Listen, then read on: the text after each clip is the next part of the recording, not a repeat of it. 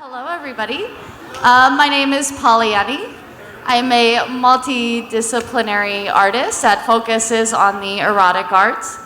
And it's so good to see you all. Thank you all so much for being here. This is the last talk of the day today.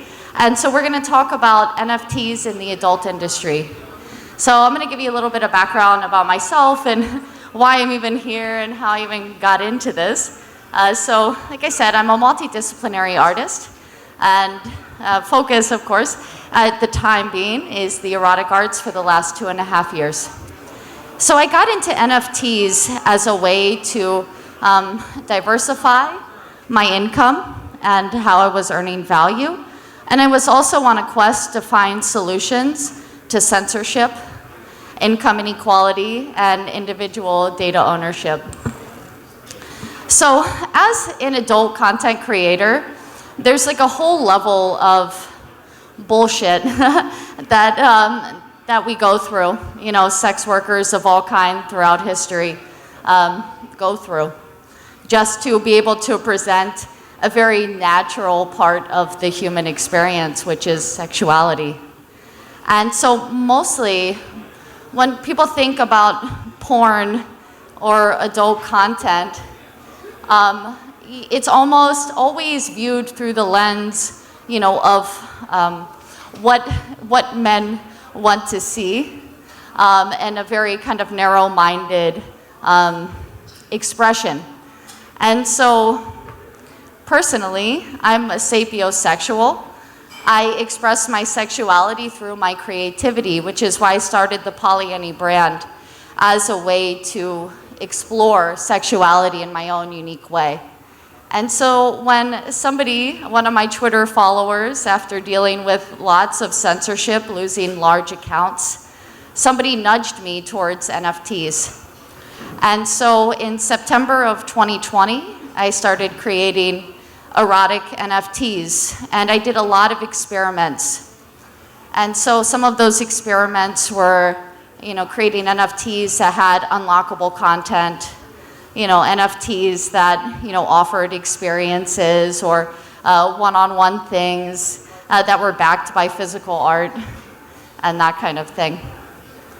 So honestly, when the NFT thing completely changed my life, you know, not only like as an artist. In my first 5 months of making NFTs, I earned more than I had in the whole year before.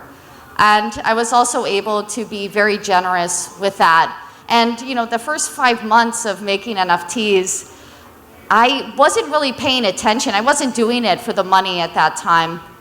I was just having fun with it. It was very fun for me, doing these experiments and, you know, creating art and presenting my work in this way.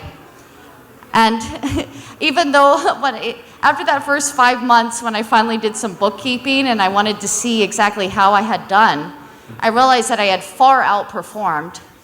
And I was incredibly generous and gave away over 70% of that and still had plenty, almost all of that earning still, which is the power of crypto and the power of these systems where, you know, we can not only be adequately, you know, paid and valued for our work, but we can also share that without hurting our livelihood.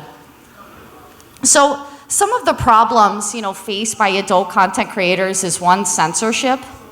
I'm pretty mild, honestly. My adult work kind of focuses on painting nude. I like to paint nude and squirt on my paintings. That's my thing. But I get censored a lot. And it's very unfortunate because the problem with censorship is when they remove your accounts, they're removing your documentation from the human experience altogether. And so that's why I'm also very passionate about individual data ownership. And that's why I like blockchain technology, because it's immutable. And nobody can have that power to decide that they don't agree with what you're doing so that they can remove it. Because, you know, history as we know it is because it's been documented by whom. And we need a diverse perspectives to be documented, to adequately understand, you know, our human history and how we've gotten here. So another problem that we face, in the adult industry is with payment processing. Credit card companies, we've seen this a lot in the past year, the MasterCard, Pornhub thing and the OnlyFans, thing where they said they were going to remove, sexually explicit content. And then they took it back and said they were going to allow it. And so it's a vulnerable space.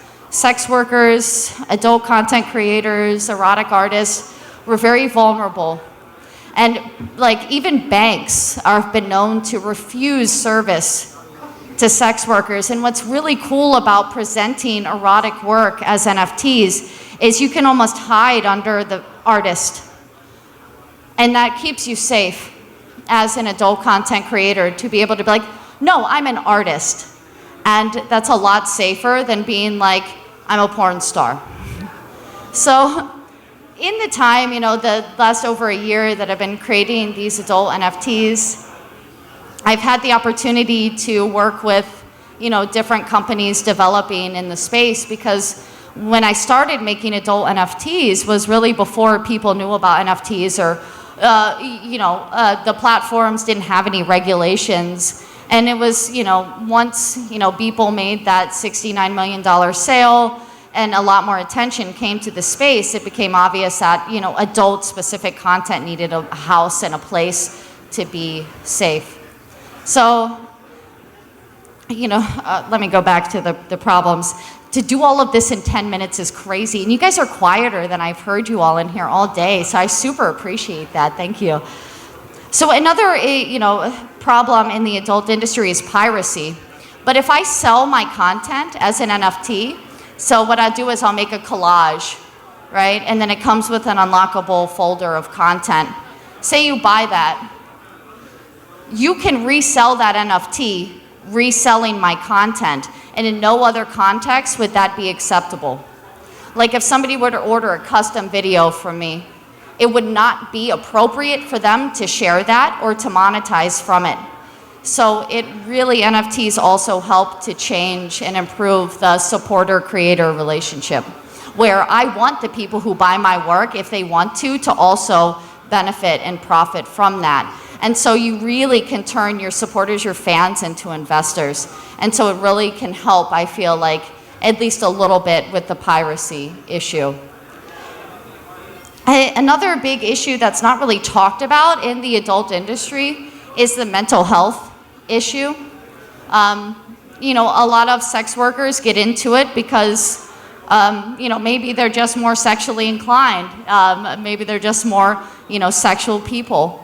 And sometimes it's because, they have mental health issues or physical health issues which prevent them from integrating into the world in a way that most other people are able to. And so what NFTs do for, a lot of adult content creators is allow us a creative outlet that's not just, sexually focused, but it also gives community, and again, it improves that supporter-creator relationship.